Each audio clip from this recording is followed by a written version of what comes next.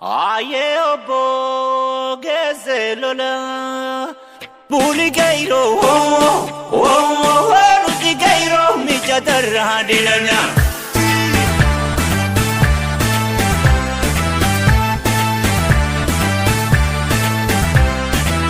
Puli gairo Nuti gairo mi chatarra dilanya Puli gairo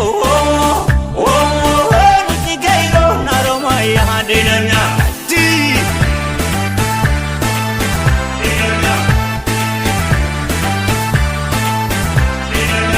Ambo de mandi, tagero de mandi,